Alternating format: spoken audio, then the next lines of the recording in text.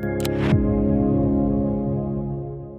everyone, and welcome to another piano comparison video. Today we have a shootout between Yamaha's P45 and their P125, two super popular portable 88-note pianos, and it's the first time we are getting these two side by side to really get into the nitty-gritty of where their differences are and maybe where some of the similarities are as well. Most importantly, is that price gap worth it to go up to the 125 over the P45? So we're going to answer all those questions for you. Thank you so much for joining us. If it is the first time that you found us here on YouTube, we would love for you to subscribe, become part of our community, and definitely hit that notification bell so every time we come out with a new video, you'll know about it and you can come and participate, comment, and share in the love of pianos with us. So without further ado, let's get started with the P45 versus the P125 right away.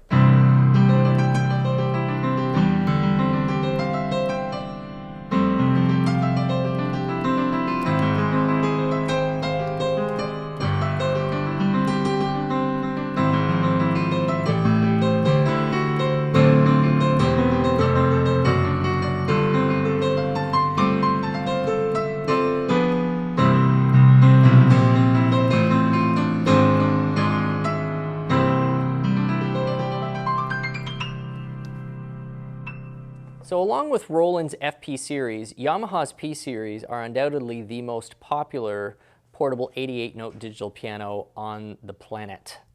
The P45 and P125 are both well under $1,000. In a lot of markets, they're going to be under $500, at least for the P45, or right at the $500 mark. And we've had a lot of questions about what the differences are. We've reviewed them separately. We've compared them to a number of other instruments, but we've never actually sat down and compared them to themselves. And it was an interesting exercise because they're not that different in price. Depending on the market, you're probably looking at between $100 to $200 of difference. Depending where you are around the world. So not terribly a big stretch to go to the 125 if you were already comfortably able to afford the P45. So what do you get more on the P125 that's meaningful and that gives you more as a musician? Well, as it turns out, like a lot, quite a bit, to the point where unless this was literally the last coins in your pocket, I'm not actually sure why anyone would stop at the P45 and not just keep going to the P125 if this was the brand and the sound and the feel that really worked for you. The P45, of course, competes very much alongside, price-wise, the likes of Casio's new CDP S350, which is a really gigantically multi-functioned instrument for about the same price, 700 sounds, a range of features, beefier speakers, battery powered, all that kind of stuff. Next to the P45, not that much different than Roland's FP10 as well. So those are kind of three competitors in this range. In the P125 range, it is in a bit of a lane unto itself from a price standpoint. It's right alongside Kawai's ES110, which is definitely a favorite of the market. It's a killer sound and a killer feel for its price. Roland's new FP30X just destroys the previous generation FP30 in a side-by-side, and that we've done a comparison. But it's about $100 more than the P125. So it sits a little bit on its own. Anyway, so there's some context for you. Let's really dive in and understand what the differences are. One of the biggest differences on here is the speaker configuration and the speaker location.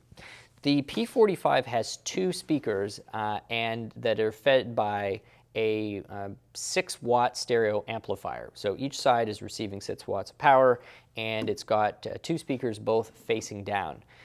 Anytime you have down-facing speakers, you're always going to have a bit more warmth to the tone because your ear isn't coming in direct contact with some of those highs.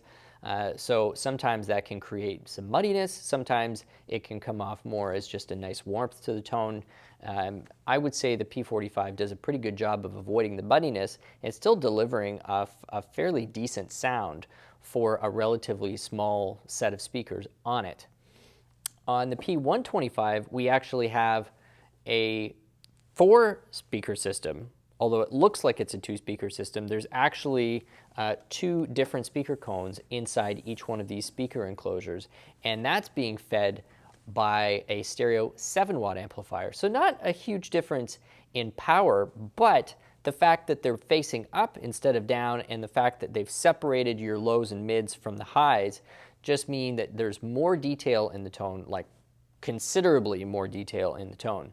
And so we're going to be taking stereo mic recordings of these 2 pianos so you can just hear how big a difference it is between the P45 and the P125. So I'm going to play the P125 now first in just its default piano tone, and then turn around on the P45 and do exactly the same thing so you can get a sense of just how differently these speaker configurations presents the tone.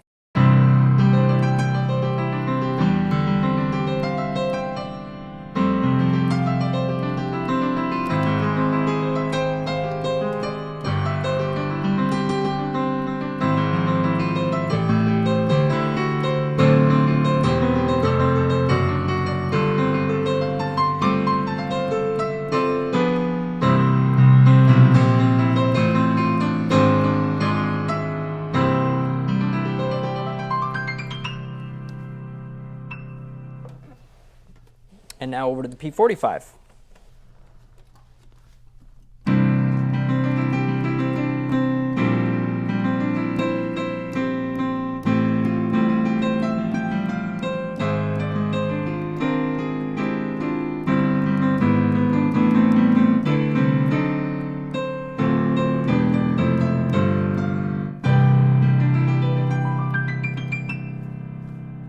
Not a subtle difference.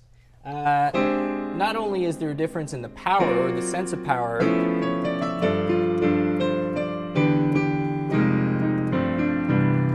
but there's just a huge difference in the detail you get, the difference between that upward facing speaker and the one facing down.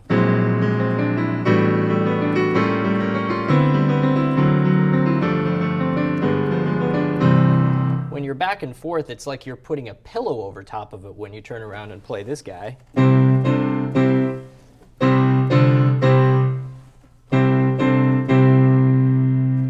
Pretty significant.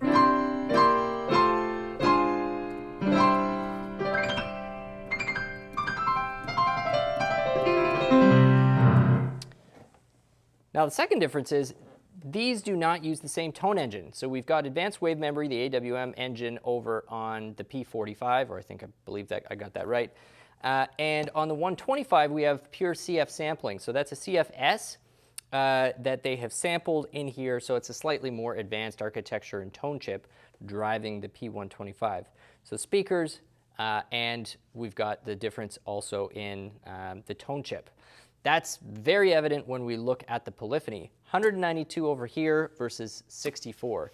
64 at this point is really kind of trailing at the very, very low end of what's kind of acceptable. Now, for what you'd be using a P45 for, 64 notes of polyphony is probably fine, and it's not the only one in the marketplace that is offering a 64-note polyphony.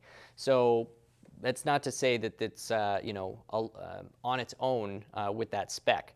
It's just it's becoming a lot more rare to see a number that's that low. The 192 is far more standard these days in terms of what it delivers. In addition to the tone engine, the quantity of the sounds between the 125 and the P45 is also pretty substantial. We've got 10 tones to choose from over here. I think we get up to, is it 24? I think it's 24 sounds on the P125. And the variety and the quality of those tones is also quite significantly different on the 125. So we've heard the acoustic piano. Now let's just hear some of the other variations.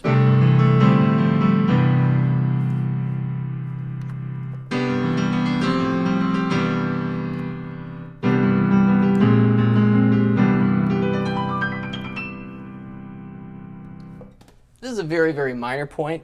I don't like that they call it a variation because it's really not a variation. It's a different tone. As we're going through this, That's not a modified version of the same sample. It's a different sample. So it's not really, it's not a variation. It's just a different thing. Maybe bank, you know, bank 1, 2, 3. I don't know.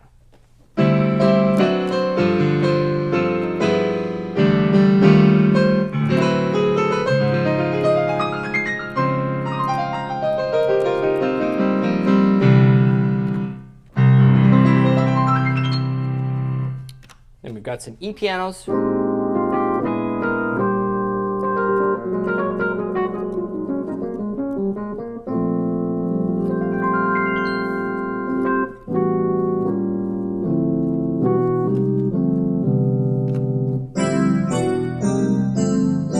of a DX sound.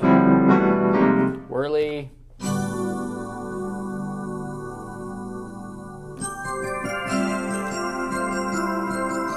Disney patch, and then we get into the organs.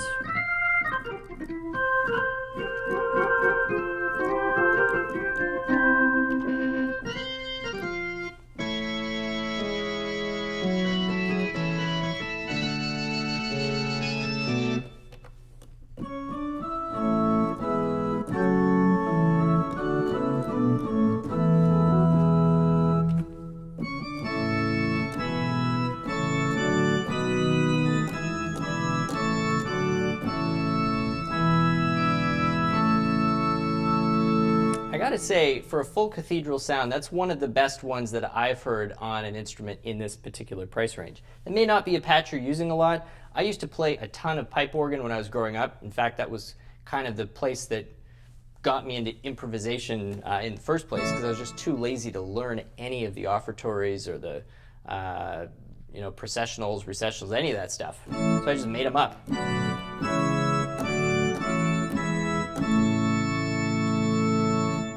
And I don't know why, but somewhere along the way, somebody decided that a cathedral organ should be a highly distorted, crunchy top end to it.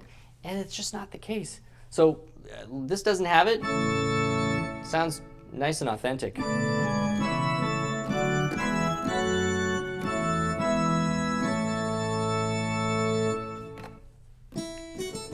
Pretty standard clav.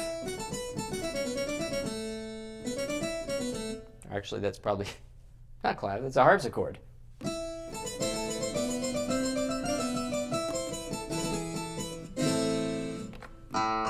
That's a clav.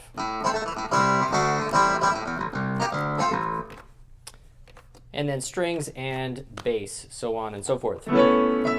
So quantity and probably arguably quality of the variety of the tones between the two is also different.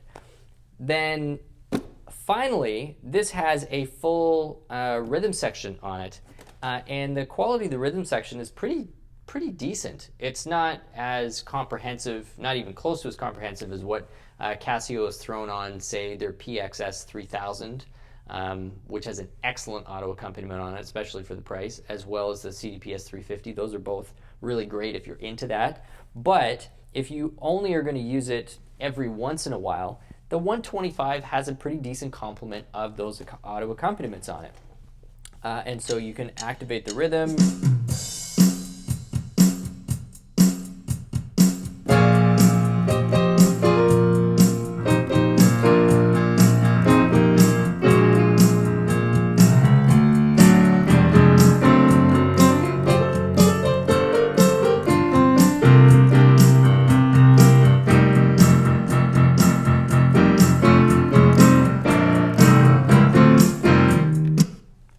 And that's kind of what you get there. So you get a nice selection of some basic backing instruments, and I believe there's several dozen options in there to choose from.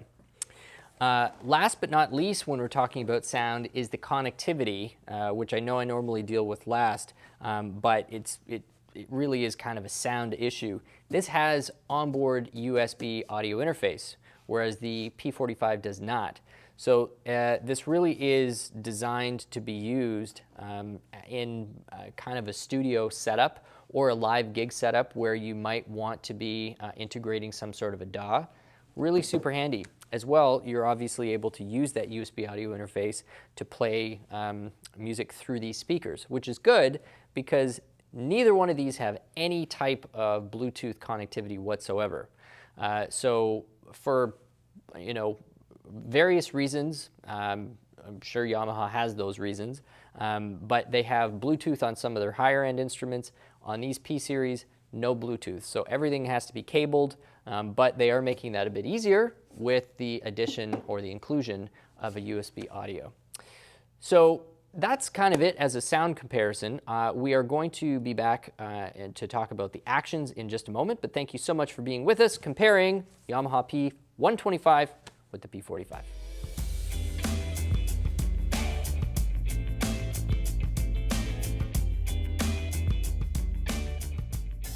Both of these instruments use a GHS action. Now, I'll be the first to admit the GHS action is a pretty functional action. It's not my favorite out there, but it is far from a bad action. My specific complaints with it have to do probably as much with my own playing style and my past history with that action as anything else. But to me, those are obviously relevant factors. The GHS action is a dual sensor, doesn't have let off, and my biggest beef with it really is just how sticky the white key surface is, because this has produced some detrimental effects in the past with my playing experience on these actions, which is pretty substantial. I have legitimately banked probably, I don't know, thousands, definitely into the thousands of hours on a GHS action. So this has been my observation. When I'm playing any type of a percussive style or anything where I'm lunging quite a bit, that sticky white key surface actually starts to peel the skin back on my fourth and fifth fingers on both my left and right hand after an extended period of time. There just doesn't seem to be any glide to the key whatsoever. And because of that, and because I, again, depending on the setting, can be a pretty aggressive player, I've broken quite a few white keys on a GHS action where the key will sit there, but the back will just have broken slightly off of its hinge, and now there's all this friction, and it'll go down and it'll get stuck. And I'm not the only one that's happened to, so this is something that's kind of a well-known, I wouldn't say super common, but it's definitely well documented that other users of this action have experienced that. Now, that's probably an extreme situation. Most people using a GHS action are not going to experience the breakage if you're using it in a pretty light situation. And depending on the style of music you're playing, you may not have any issue with the surface texture of the keys either. So beyond that, which, as I said right at the beginning, this is sort of a personal bias that I have against the action based on my own experience, but plenty of people out there enjoying this instrument and enjoying the action. So there are things about the action that I think they've gotten right. I think the weighting of the action is really good, and I think how they've mated it to the tone engine produces a pretty decent tone curve, a pretty decent touch curve as well. So when I'm playing it lightly and I'm playing it without getting too vigorous in my playing, it's a perfectly enjoyable action. And the weighting on it feels somewhat similar to Kawai's, the Responsive Compact Hammer 2, RHC2. If you're familiar with that action, this has a very, very similar weight to it, very similar sense of control to it as well. So both of these instruments have the action, really no difference there whatsoever. We are going to come back for a third quick discussion about functionality, connectivity, and some of the other aspects of these two instruments. Thank you so much for sticking with us. We'll be right back.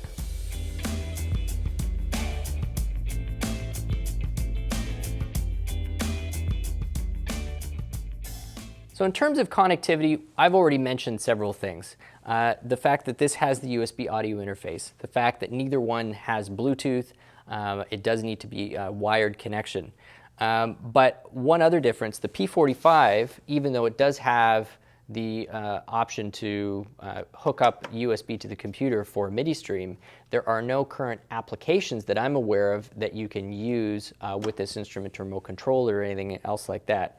Whereas the P125, you can hook up to some of Yamaha's applications so that you can get into a little bit of editing of the piano tone, and for people who just prefer to navigate through an instrument with an app, well, this gives you the opportunity to do that. The P125 also comes with an available matching stand, kind of a designer stand similar to what Kawai does with their ES520 and 920, and you can get it with a triple pedal system as well. It works perfectly well with a single pedal, which is what comes with it.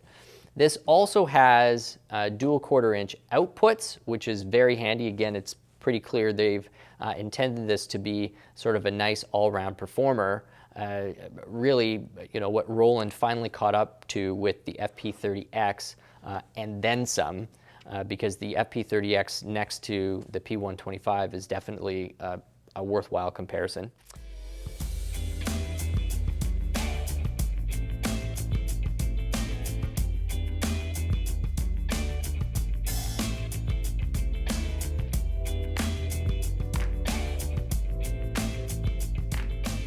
So, in conclusion, we've got, even though they're from the same series, got two pretty different and not particularly well-matched instruments. I can appreciate and respect that when we're talking about pianos, it's very easy to get lost in all of those zeros when you're surrounding yourself with super expensive acoustic pianos. I mean, these are real dollars, and different people all around the world are going to have very different abilities to fork out that kind of cash. So I get that for a lot of users out there, scraping together the bucks for P45 may be all you're able to do. And if that's the case, then you've got some nice choices between it, say an FP10, or a Casio CDP S350 is another good one. 3 really strong brands delivering some nice value. The P45 is pretty basic in its nature, but it's reliable, it's well built, and it does a pretty decent job of what it's intended to do, which is really just provide a decent action and a pretty reasonable piano tone that's lightweight. The 125 though, if this is not breaking the bank, if this is not the difference between paying another critical bill or not, and you've got the room to move up to a 125 or something in that similar range. Like I said, the FP30X is such a killer instrument. That's a very compelling reason to consider pushing even a little further beyond the 125. But for sure, between these two, if you're only looking at $100, $150 difference, there is just massive differences in functionality and the musical experience between these two pianos. It's not that this feels underpriced, but next to it, this guy almost feels like it should be about another $100 less than it is already compared to what else is out there, and definitely compared to how it performs next to the P125. Anyway, we really hope that you have enjoyed and got something out of this comparison between the two instruments. We encourage you to check out all kinds of other things that are on our channel as well. Tons of comparisons between all sorts of different brands. Hit that subscribe button and the notification bell if you've enjoyed what you've seen, because we'd love to see you back for more. My name is Stu Harrison, and this has been Merriam Pianos on YouTube. Have yourself a great day.